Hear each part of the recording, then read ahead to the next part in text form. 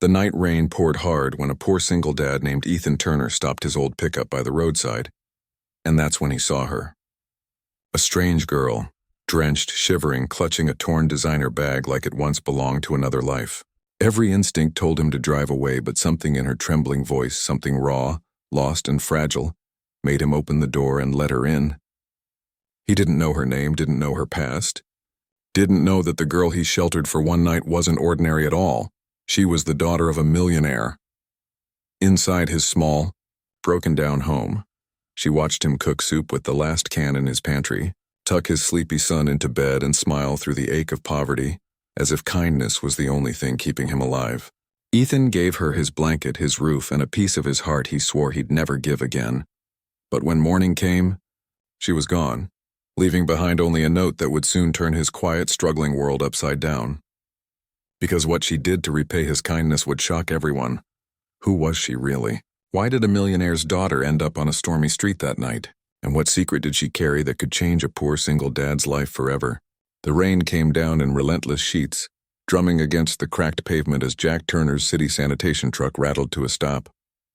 He squinted through the windshield, the dim street lamp revealing a lone figure huddled against the curb. A girl soaked to the bone, hair plastered to her face, trembling not just from cold but from some deeper fear he couldn't name. His 6-year-old daughter, Lily, was asleep in the back seat, unaware of the storm outside, or of the stranger who might have slipped right past his eyes into danger.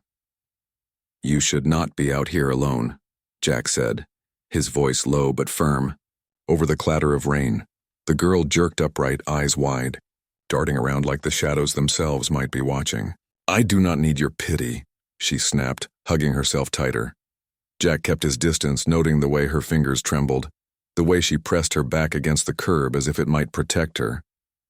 He was tired, exhausted from a 14-hour shift, his muscles sore, his city-issued reflective stripes slick with rain. But something about her, her pride tangled with fear, made him hesitate to drive away. "I am not offering pity," he said. "I am offering a place with heat, running water, and no knives in the hands of strangers." She paused, lips quivering. He caught the flicker of desperation in her eyes, the way she glanced down the dark street as if someone might come back. "What happened?" he asked gently. I got robbed," she whispered. "My phone is dead. My bag is gone." The silence stretched. Jack exhaled slowly. His own life was a careful balance between survival and devotion, between providing for Lily and protecting her from the world's unpredictable cruelty. He had just enough space in his duplex for one more body, one more soul in need. "You want to call someone?" She shook her head. "I just need a safe place until morning." He hesitated. 1,000 practical thoughts swarmed. There was a stranger, rain-soaked and scared, in the middle of the night. But instincts that had kept his little girl safe for 6 years nudged him forward. "All right," he said, adjusting the strap on his work bag. "I live 2 blocks from here. It's not much, but it's warm. You can stay on the couch for the night." Her knees buckled slightly. "Okay," she murmured. The walk was silent except for the patter of rain. Jack kept a respectful distance, eyeing her carefully, measuring each step, wondering if this was the night he crossed some line he couldn't undo. But when they reached the small duplex, dimly lit and modest, he unlocked the door and motioned her inside. "Take your shoes off there," he said, pointing to the mat. "The couch is yours for the night." "Extra blanket in the closet," she nodded, wiping her face with her sleeve. Jack went to the back room, placing his wallet and keys in a locked drawer, a habit from years of surviving city streets, then returned with a towel, blanket, and a dry sweatshirt. "Bathroom's to the right," he said. "You can shower if you want. Water takes a minute to get warm." Her eyes flickered toward him, confused by his neutrality. "Why are you doing this?" "Because you looked like you needed help," he said quietly. "And I would hope someone would do the same for my daughter if she ever ended up in trouble." Her flinch at the word daughter was involuntary, but she said nothing. In the bathroom, she listened to the water hiss, felt the warmth seep into her skin, and for the first time that night, felt something she hadn't in days. Safe. Jack scribbled a note and placed it beside a steaming mug of water. "If you need to call anyone, the landline is on the wall. Don't hesitate to use more blankets if you need. My daughter is a light sleeper." When she emerged, wrapped in the oversized sweatshirt, the house smelled faintly of cereal and old carpet. She saw Lily building a tower of blocks on the carpet, giggling. "Good morning," she rasped. "Hi." "You're the princess who slept on our couch," Lily said, bouncing with excitement. Emma, she had chosen that name carefully for now, smiled despite herself. Princess in this house was safe, not a title to be feared. Jack entered the kitchen, cracking eggs, stirring a pan with one hand while balancing plates in the other. "You cook?" she asked cautiously. "Only if Lily is brave enough to eat it," he said. He handed her a whisk. "Want to help?" The morning unfolded in chaotic harmony.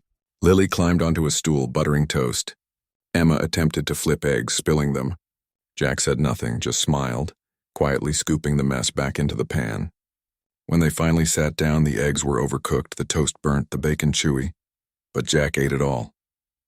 "Edible," he said simply, and Emma laughed, a sound long dormant.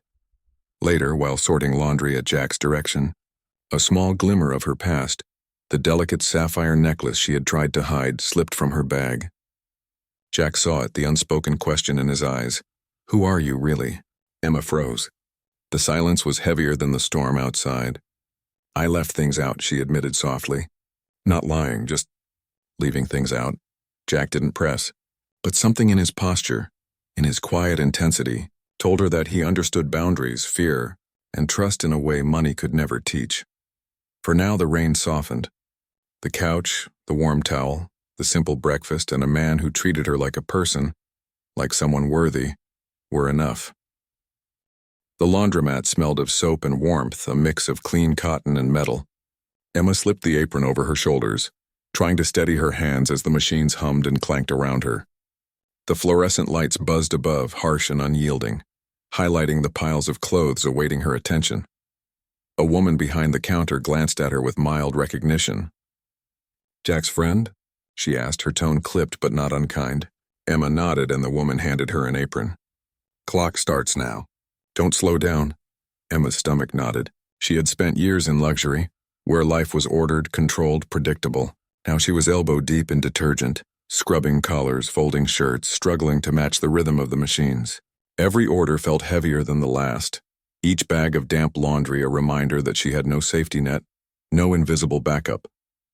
Jack's instructions echoed in her head. "You earn something real now. Even if your hands get dirty, it's yours. No one can take that from you." By mid-morning, her back ached and her fingers were raw. A hotel delivery arrived, over 100 sheets, uniforms, and towels. She worked tirelessly, folding and refolding until she could barely keep her hands from shaking. One impatient customer snapped, accusing her of shrinking a sweater. Another demanded prompt service, brandishing 3 overflowing bags. Emma's phone remained dead in her coat pocket. She wanted to retreat, to return to Jack's couch, to the only place that felt like a fragile safe haven. But she stayed. She had to. When she finally trudged back to Jack's truck that evening, the blisters on her heels screaming in protest, she barely spoke. He noticed, of course, but didn't comment, didn't offer pity. Instead, the next morning, she found a pair of pristine white sneakers by the door, their light weight almost mocking her exhaustion. Inside one, a neatly folded note. "I figured your feet deserved better. If you're walking away, at least don't walk in pain." Emma felt a warmth she hadn't experienced in years, not from wealth, not from comfort, but from someone seeing her struggle and responding without expectation. Jack returned from his night shift while she was making breakfast, burnt toast and scrambled eggs as always. He smirked at the smoke curling from the pan. "You did not leave?" "Almost," she admitted. "But your shoes." They helped. He didn't argue. "Choice is yours," he said simply, then returned to his eggs. Through the week, Emma's routine solidified. Laundry, folding, running small errands with Jack's guidance.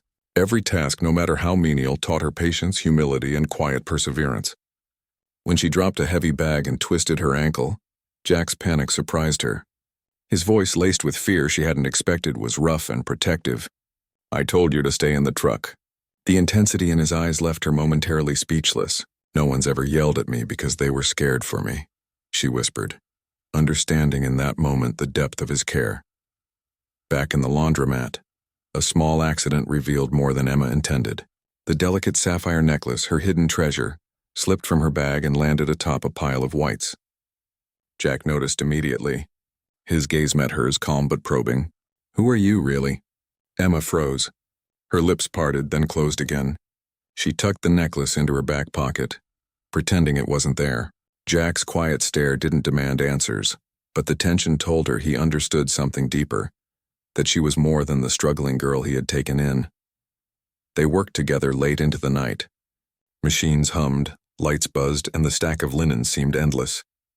But in the shared labor, a rhythm emerged, a silent dialogue of trust. Jack folded with practiced ease. Emma struggled, but she learned, corrected herself, found her pace. Exhaustion blurred the edges of fear, replaced by a growing admiration for the man who simply showed up every day.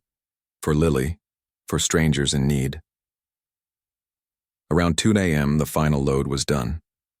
Jack and Emma loaded the clean linens into the truck, driving through quiet streets, the city's neon glow reflecting off puddles. At a drop-off, a large dog bolted, barking ferociously. Emma stumbled on the curb. Jack was already moving, scooping her into his arms, shielding her from harm. The adrenaline left her breathless, but in Jack's protective presence, fear mixed with gratitude and something softer, deeper, curiosity about the man who seemed incapable of self-interest, who acted purely out of care. That night, Emma returned to Jack's duplex, exhausted but alive. She curled into the couch with the blanket, feeling a strange, almost foreign comfort.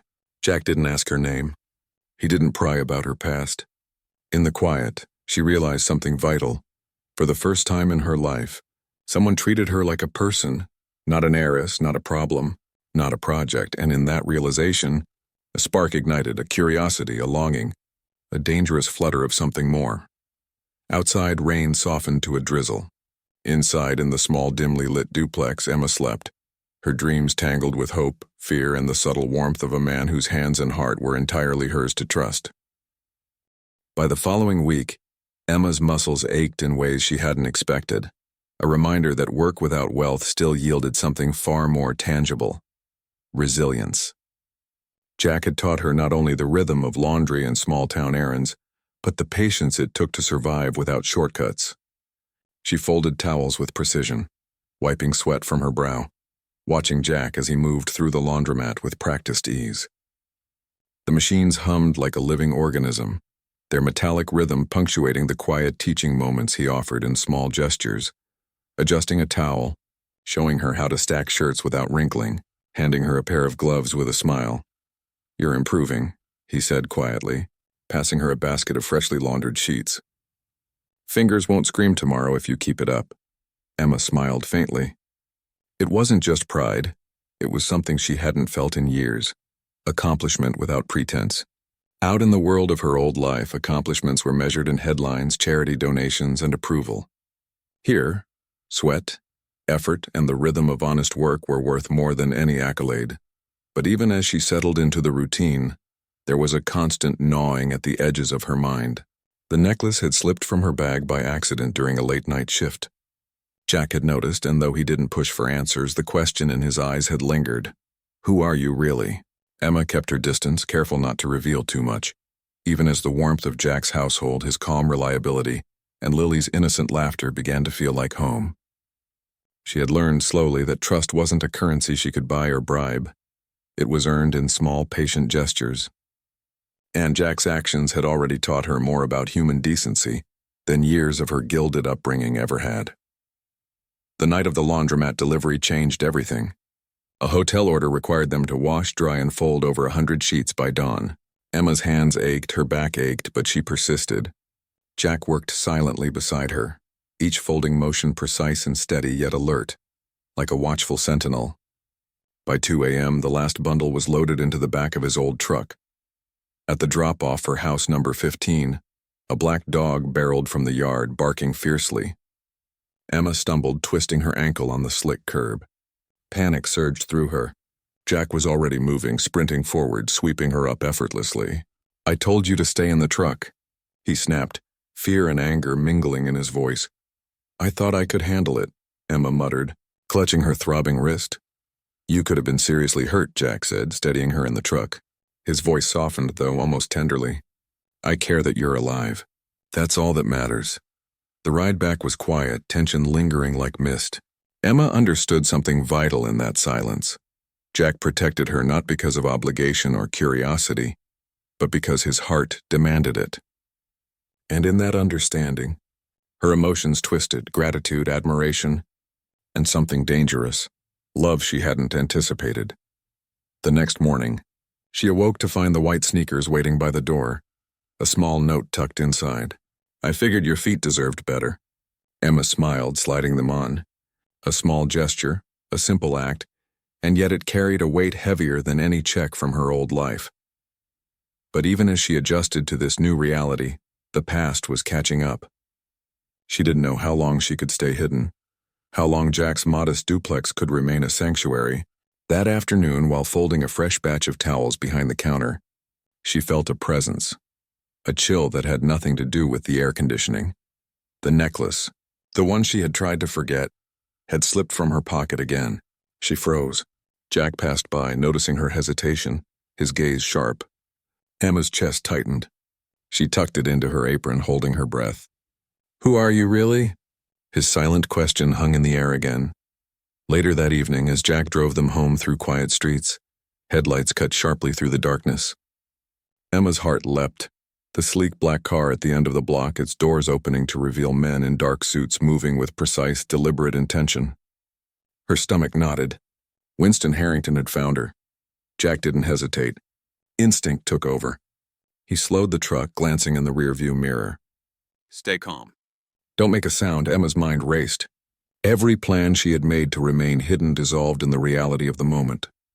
The men moved closer, one raising a camera, another scanning the street. Emma's pulse hammered against her ribcage, but she trusted Jack, the quiet, dependable man who had saved her without question, who had never asked for her name, her background, or her wealth. Jack parked a block away, his jaw tight, fists clenched. "We're not safe here," he said quietly but firmly. "Follow my lead."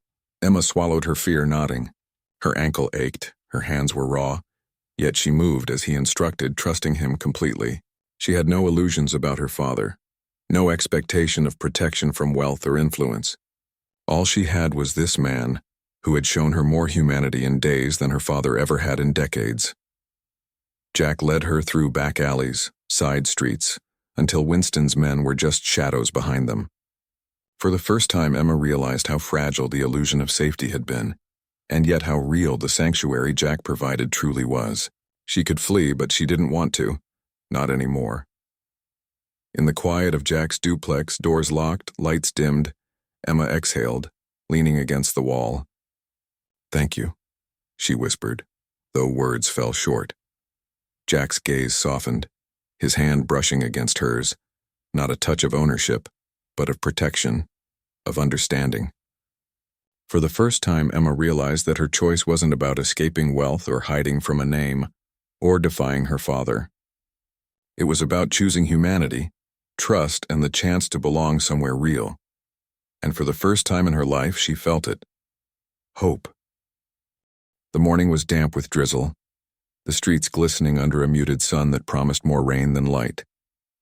Emma sat in Jack's truck, hands clenched around the steering wheel as they approached the duplex. Her heart thudded with anticipation and fear. Winston Harrington's sleek Blacktown car had disappeared into the distance hours before, but the tension it left behind lingered like static. She knew that confrontation with him was inevitable. Jack parked a block away, careful and deliberate. He glanced at her through the rearview mirror. "Ready?" Emma nodded.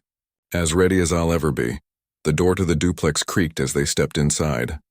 Lily's laughter filled the space, a small, pure note that cut through the anxiety coiling in Emma's chest. The little girl ran toward them, oblivious to the gravity outside.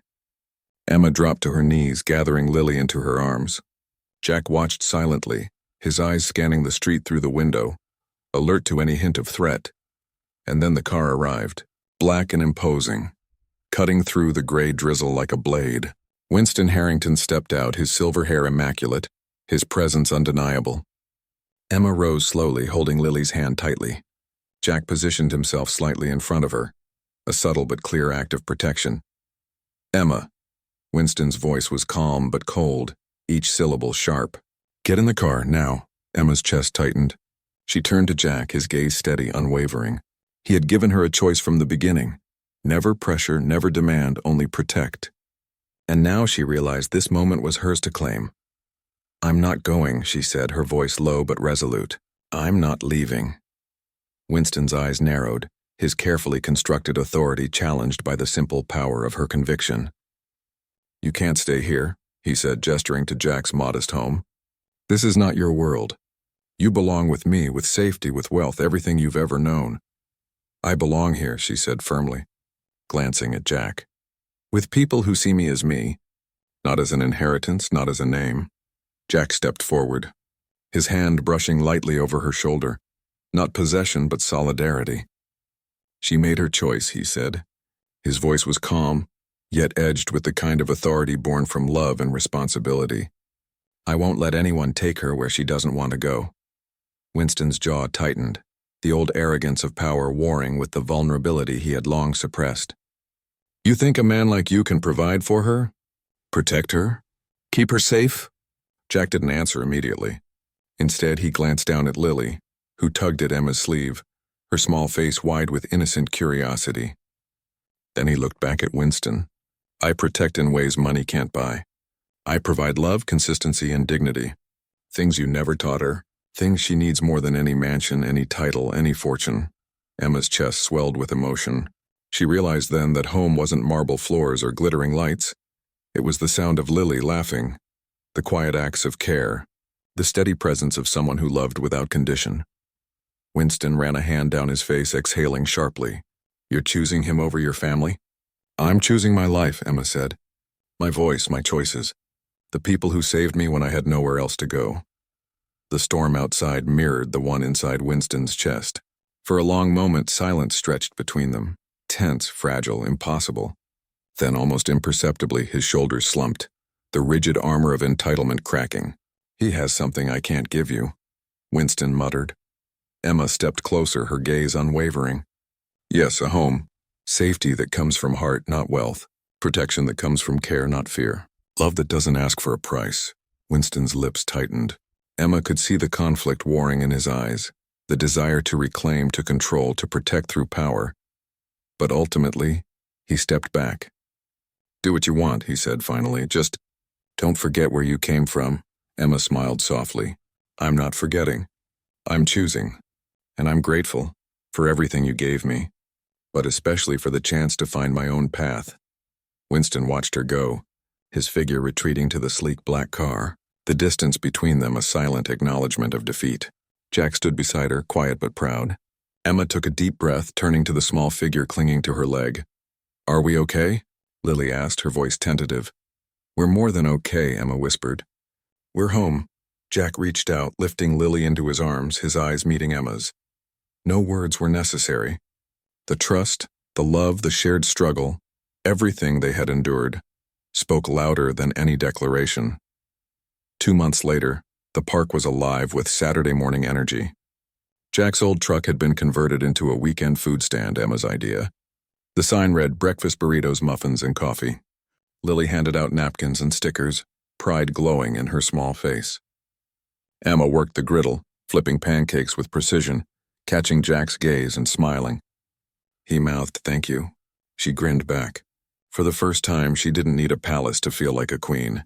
She had everything that mattered: love, dignity, and a family built by choice. Jack had nothing to offer but a couch, warm water, and a heart full of quiet courage. Emma had everything she needed because love, care, and human kindness were the richest inheritance of all. The sun peeked through the clouds, painting the park in gold. Laughter, smells of fresh food, and the soft chatter of families filled the air. Emma looked at Jack, at Lily, and realized that the life she had once fled from wealth had given her something greater. A home she chose, a family she loved, and a future built on the courage to follow her heart. And in that simple, messy, beautiful life, she found the kind of wealth that money could never buy.